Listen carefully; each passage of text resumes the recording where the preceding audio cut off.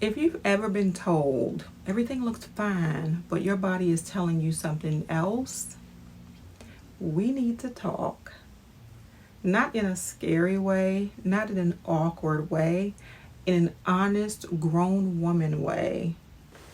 Because vaginal health after 40 is one of the most misunderstood, underexplained parts of women's health. And that silence causes more confusion than the changes themselves. I breathe it in, I let it go. I'm becoming who I already know.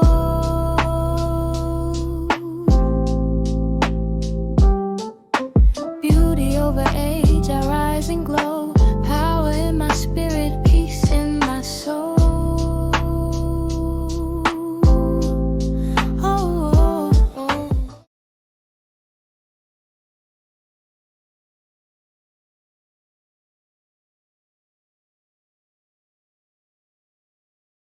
What's up to my favorite bunch of beauties? Welcome back to Beauty Over Age. If you're new here, my name is Denise. I'm a nurse, a menopause educator, and a woman navigating midlife in real time. In our last episode, we talked about the bigger picture, the things women's health doesn't always prepare us for after 40. Today, we are zooming in on one very specific area. And before we go any further, let me say this clearly. This is not going to be graphic. This is not going to be awkward. And this is not something you need to feel embarrassed about. This is your body, and we're allowed to understand it. Vaginal health is one of those topics that many women were taught not to talk about. Not with friends, not with family, sometimes not even with doctors. For a lot of us, especially Black women, the messaging was that's private. That's not something you discuss. Just keep yourself clean and move on. So when changes start happening after 40, women don't think, oh, this is a normal transition. They think something must be wrong with me. And that silence creates fear. Let's talk about what's actually happening without medical jargon. Estrogen plays a major role in vaginal tissue thickness, moisture, elasticity, blood flow, and comfort.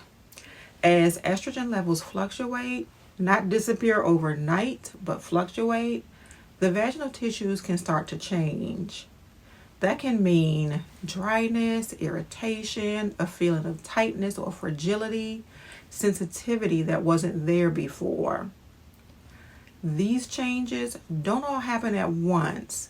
They don't show up on a schedule, and they don't always match what we expect, which is why women often feel caught off guard. Let's normalize some things women experience but don't always connect to vaginal health. Dryness without infection, burning or irritation with no clear cause, discomfort with intimacy, spotting or irritation after sex, frequent UTI-like symptoms that aren't UTIs, a feeling of pressure or heaviness. A lot of women are treated repeatedly for yeast, bacterial infections, and UTIs, when the root issue is actually tissue changes, not infection. That doesn't mean anyone did anything wrong. It means the conversation didn't go deep enough. We have to name this. Black women are often taught to be discreet, to be strong, to not complain, to not overshare. And that silence carries into healthcare. Many Black women don't bring up vaginal discomfort until it becomes unbearable. Not because it isn't affecting them, but because they don't want to be judged, dismissed, minimized.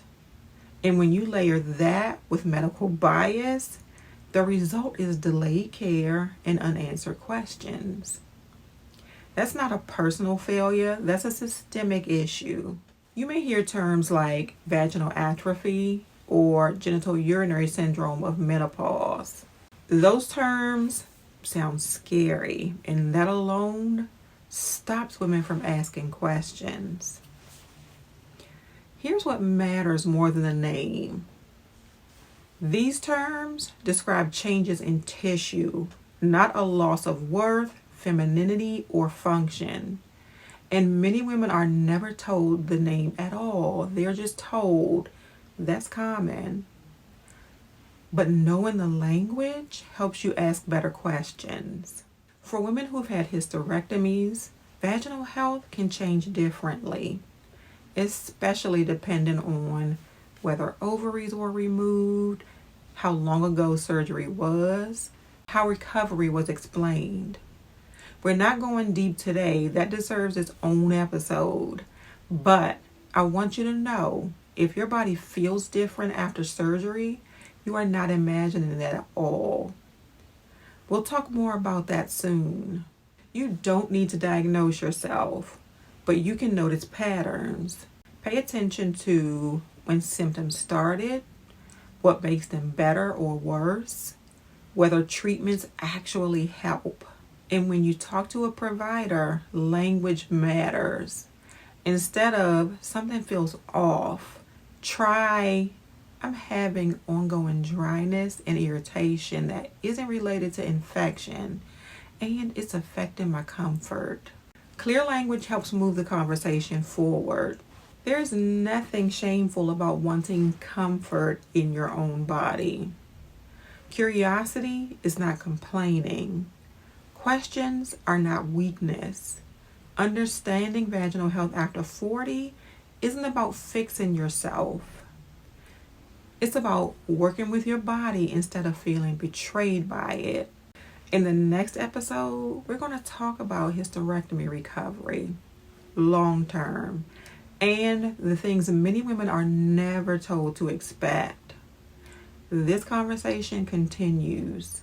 If no one ever explained this to you before, that is not your fault. But now that we're talking about it, you don't have to move through this stage confused or silent. If this conversation resonated with you, make sure you're subscribed so you don't miss what's coming up next. And let me know in the comments, was vaginal health ever explained to you before midlife? Or did you have to figure it out on your own? Your voice matters here. And hey, if these videos are helping you feel seen or supported and you want to show a little love, you can buy me a coffee. Just scan the QR code on the screen. It helps me keep making content for women like us who are owning this season of life. Until next time, stay powerful, stay peaceful, and I will see you in the next video.